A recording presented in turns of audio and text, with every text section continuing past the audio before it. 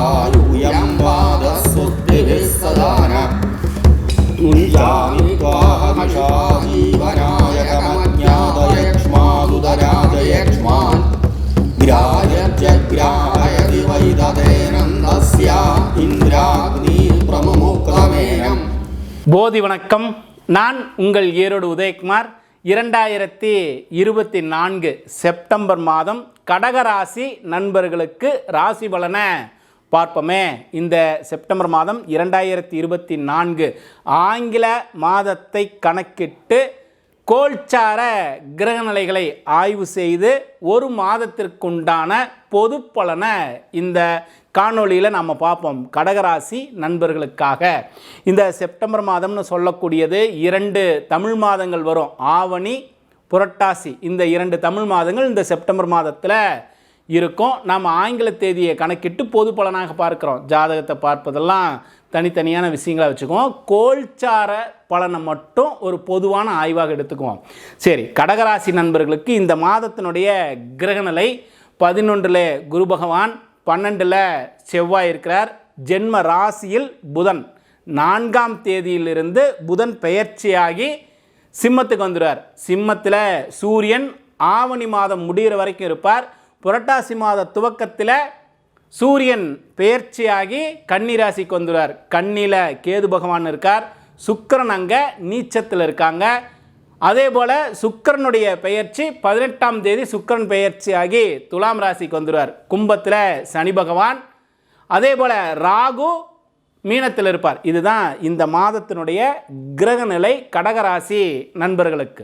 சரி, இந்த கடகராசி நண்பர்களுக்கு ராசிக்கு 2 சூரியன், இந்த 2ஆம் வீட்டில் சூரியன் இருக்கிறத 2 பலனாக எடுப்போம்.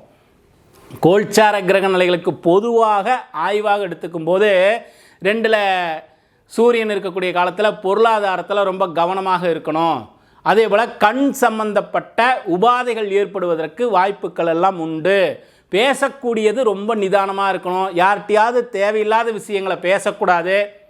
அதே போல் யார் மனசும் நொந்து போகிற மாதிரி ஒரு வார்த்தையை பயன்படுத்திடக்கூடாது. இதெல்லாம் பொதுவாக சூரியன் 2ஆம் வீட்டில் இருக்கக்கூடிய காலத்தில் எடுக்கக்கூடிய பலன். ஆனால் அந்த இடத்துல ஆட்சியாக இருக்கக்கூடிய சூரியன் அந்த இடத்துல என்ன பலத்தில் இருக்கிறாருன்னு தெரியணும் இல்லையா? 2ஆம் வீட்டிற்குரிய கிரகம் 2ஆம் வீட்டில் ஆட்சி ஆகின்ற பொழுது பொருளாதாரத்தில் ஒரு நல்ல சூழ்நிலையை தான் உருவாக்குவார். எவ்வளோ நெருக்கடிகள் இருந்தாலும் பொருளாதாரத்தினுடைய வரவு சிறப்பான அளவுக்கு தான் இருக்கும். இருந்தாலும் வெப்ப கிரகம் இல்லையா? ஆகையினால கண்ணை கொஞ்சம் அதிகமாக கவனமாக பார்த்துக்க வேண்டியது அவசியம் கடகராசி நண்பர்கள் எல்லாம். ஏன்னா சிம்மத்தில் சூரியன் இருக்கிறது, 2ல் சூரியன் இருக்கிறத நம்ம எவ்வளோ ஆட்சி பலமாக எடுத்துக்கிட்டாலும் கண் சார்ந்த உபாதைகள் இருக்கிறவங்களாகட்டும் அல்லது இனிமேல் ஏதாவது ஒரு சின்ன குறை இருக்கிறவங்க கூட உடனடியாக மருத்துவ ஆலோசனை பெற வேண்டியது ரொம்ப அவசியம். இந்த குறிப்பை முதல்ல வச்சுக்குவோம். புதன் உங்களுடைய ஜென்ம ராசியிலே இருக்கிறார் இல்லையா? 4ஆம் தேதி 2ஆம் வீட்டிற்கு வந்துடுவார். புதன் 2க்கு வந்துட்டார்னா பொருளாதார வரவுகள் நிறைவாக இருக்குமா? நல்ல பொருளாதார வரவு இருக்கும். ஒரு எடுக்கக்கூடிய காரியங்கள் எல்லாம் அனுகூலமாகும். நம்ம முன்பே ஒரு வார்த்தை சொன்னோம், 2ல் இருக்கக்கூடிய சூரியன் ஆட்சி பலத்தில் தான் இருக்கிறார், தவறல்ல. அதே போல் அந்த புதனும் அந்த இடத்துல வந்து சேர்கின்ற பொழுது இன்னும் அற்புதமான பொருள் வரவுகளை ஏற்படுத்துவார். குடும்ப உறவினர்களிடையே புதன் 2க்கு வந்தோடனே உங்களுடைய சொல்லுக்கு ஒரு முக்கிய பங்கு இருக்கும். உயர்கல்வி படிக்கக்கூடிய மாணவர்களுக்கு உயர்கல்வியில் ஒரு நல்ல மாற்றத்தையும் கல்வியில் ஒரு முன்னேற்றத்தையும் கொடுக்கக்கூடிய அற்புதமான மாதம் இந்த செப்டம்பர் மாதம் கடகராசி நண்பர்களுக்கு. சூரியன் பெயர்ச்சியாகி புரட்டாசி மாதத்தில் 3ஆம் வீட்டுக்கு வந்துடுறார் இல்லையா? 3ல் சூரியன் வந்தாவே காரியம் அனுகூலமாகுதுன்னு அர்த்தம். எடுக்கக்கூடிய முயற்சிகள் எல்லாம் வெற்றியாகுதுன்னு அர்த்தம். உங்களுடைய முன்னேற்றமான சூழ்நிலையை இந்த காலகட்டங்களில் நம்ம அனுபவிக்கலாம். அப்போது இந்த மாதத்தில் 2ல் சூரியன் ஆட்சி ஆகிருக்கிறது ஒரு பலம். செப்டம்பர் மாதத்துலேயே புரட்டாசி வரதுனால, தமிழ் மாதம் புரட்டாசி மாதம் வரதுனால இந்த சூரியன் பெயர்ச்சியாகி 3ஆம் வீட்டில் வந்தாலும் சிறப்பான அனுகூலம் தான் உண்டு.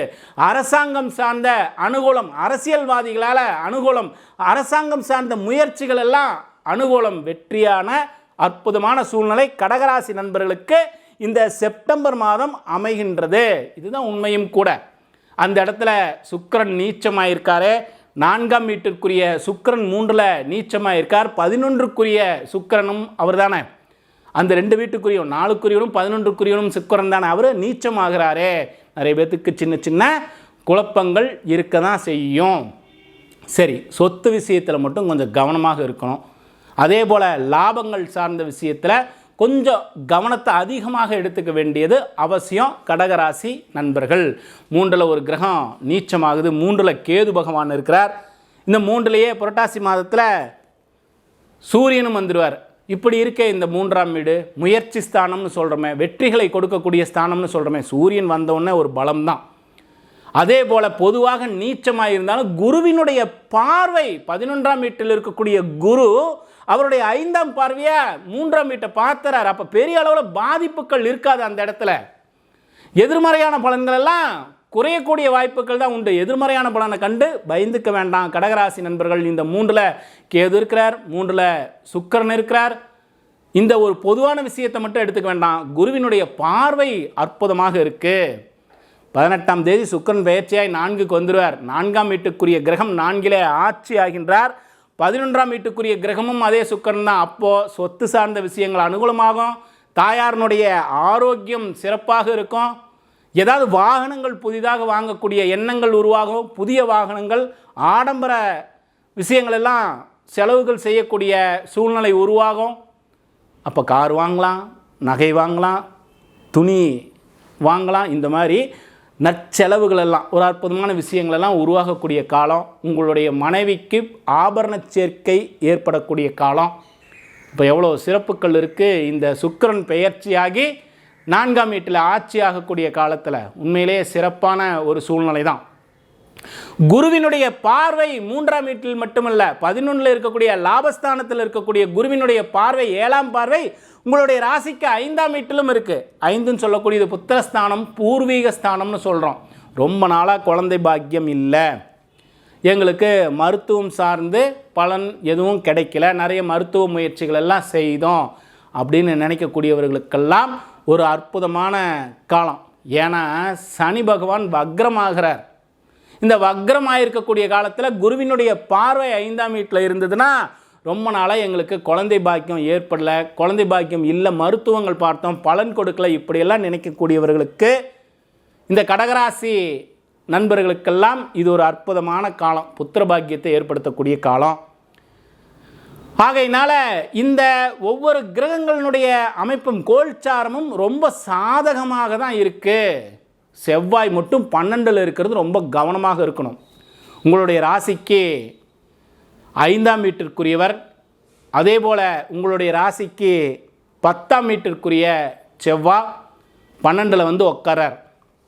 தொழில் சார்ந்த ஏதாவது முதலீடு, தொழில் சார்ந்த சின்ன சின்ன பொருளாதாரத்தை தொழிலுக்காக செலவு செய்கிறது, இடத்துல முதலீடு பண்ணுறது, அல்லது தொழிலுக்கு தேவையான மெஷினரிஸ் இயந்திரங்கள் வாங்கிறது, இந்த மாதிரி ஏதாவது ஒரு விஷயத்தை செலவுகளாக ஏற்படுத்தக்கூடிய வாய்ப்புகள் உண்டு. வாகனத்தில் கொஞ்சம் கவனமாகவும் இருக்கணும். ஏன்னா செவ்வாய் 12ல் இருந்தார்னா சின்ன காயங்களை ஏற்படுத்தக்கூடிய வாய்ப்புகள் உண்டு. நெருப்பு, மின்சாரம் சார்ந்த விஷயங்கள் எல்லாம் கொஞ்சம் கவனமாக இருக்கணும்.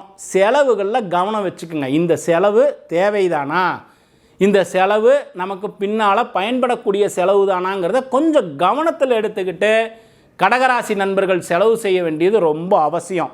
ரொம்ப இந்த அஷ்டமச்சனியினால் பயங்கர பாதிப்புகளோடு இருக்கக்கூடியது யாருன்னா கடகராசி நண்பர்கள் தான். ஜனனகால ஜாதகத்தில் நல்ல திசா புத்தி இருந்தது, ஜாதகம் ரொம்ப வலுவாக இருந்ததுன்னு இந்த அஷ்டம சனி பெரிய அளவில் பாதிப்பை ஏற்படுத்தாது.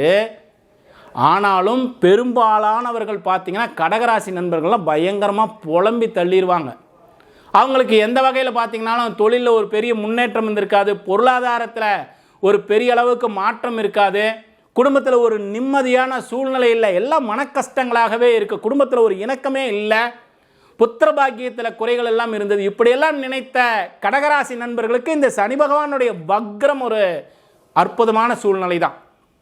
தொழிலில் ஒரு நல்ல மாற்றத்தை கொடுக்கக்கூடியவர் தான். அதே போல் குடும்பத்தில் பொருளாதாரத்தில் ஒரு நல்ல முன்னேற்றத்தை ஏற்படுத்தக்கூடிய சூழ்நிலை தான்.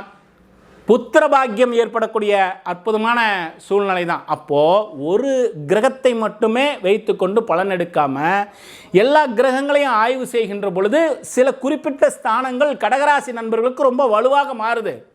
தொழில் சார்ந்த விஷயங்களும் பொருளாதாரம் சார்ந்த விஷயம், புத்திர பாக்கியம், இந்த மாதிரி அனுகூலமான விஷயங்கள் எல்லாம் உண்டு. அதே போல தான் திருமணத்திற்கும் ஒரு அற்புதமான காலம்தான். கடகராசி நண்பர்களுக்கு திருமணத்தில் ஒரு நல்ல பலன்கள் ஏற்படக்கூடிய அற்புதமான காலம்தான் கடகராசி நண்பர்களுக்கு இப்போ அமைஞ்சிருக்கு. சரியாக இந்த மாதத்தை பயன்படுத்துகின்ற பொழுது நிச்சயம் எடுக்கக்கூடிய முயற்சிகள் எல்லாம் வெற்றியானதாகவே அமைகின்றது. கடகராசி நண்பர்களுக்கு இன்னும் 9ஆம் வீட்டிலே இருக்கக்கூடிய ராகு உங்கள் தந்தையாரோடு கொஞ்சம் இணக்கமாக இருக்க வேண்டியது அவசியம். ஆன்மீக பயணங்களை ஏற்படுத்திக்க வேண்டியது அவசியம். இறைவனுடைய வழிபாடு ரொம்ப அவசியமாக தேவை. இறை வழிபாடு ரொம்ப வச்சிருக்கணும். நம்ம இறைவனை வழிபாடு செய்யணும். ஒவ்வொரு நாளும் நம்மளுடைய முன்னேற்றத்திற்கு உண்டான சூழ்நிலையை நாம் தான் இறை வழிபாட்டால் உருவாக்கிக்கிட்டே வர்றோம். கடகராசி நண்பர்களுக்கு அஷ்டம சனியினுடைய பாதிப்புகள் இருந்தாலும் சனி பகவானுடைய வக்ரம் சொல்லக்கூடியது ஒரு அற்புதமான சூழ்நிலை தான். இறை வழிபாட்டோடு போங்க. நிச்சயம் இந்த மாதம் ஒரு அற்புதமான மாதமாகத்தான் கடகராசி நண்பர்களுக்கு அமையும். சரி, இந்த இயற்கை சீற்றத்தால் ஏற்படக்கூடிய பாதிப்புகளை நம்ம ஒவ்வொரு காணொளியிலையும் இந்த வருடத்தினுடைய பிறப்பிலிருந்து பேசிக்கிட்டே வந்தோம். இயற்கை சீற்றத்தால் பாதிப்பு ஏற்படக்கூடிய சூழ்நிலைகள் வந்ததுன்னா நாம் என்ன செய்கிறோம்? இந்த காணொளியை பார்க்கக்கூடியவர்கள் ஒவ்வொருவரும் எதுக்காக ஒவ்வொரு தடவையும் இந்த பதிவு செய்கிறோன்னா, வரக்கூடிய இந்த காணொளியை பார்க்கக்கூடிய புதிதாக பார்க்கக்கூடியவர்களுக்கு கூட இந்த தகவல் போய் சேரணுங்கிறதுக்காக தான். ஒவ்வொரு நாளும் எப்படி நமக்காக நாம் என்னுடைய தேக ஆரோக்கியம் நல்லா இருக்கணும், என்னுடைய ஆயுள் நல்லா இருக்கணும், என் குடும்ப நபர்களுடைய ஆயுள் தீர்க்கமாக இருக்கணும், தேக ஆரோக்கியம் நல்லா இருக்கணும்னு அந்த இறைவனை வழிபாடு செய்கின்றோமோ, அதே போல் இந்த உலக மக்களுடைய நன்மைக்காக ஒரே ஒரு நிமிடம் எல்லோரும் சேர்ந்து வழிபாடு செய்வோம். அவர்களுடைய நம்பிக்கைக்கு தக்கவாறு இறைவன் மீது நம்பிக்கை இருக்கிறவங்க இறை வழிபாடு வச்சுக்கலாம். இல்லை நான் தவம் தான் செய்வேன்னு சொல்கிறவங்க தவம் செய்யலாம்.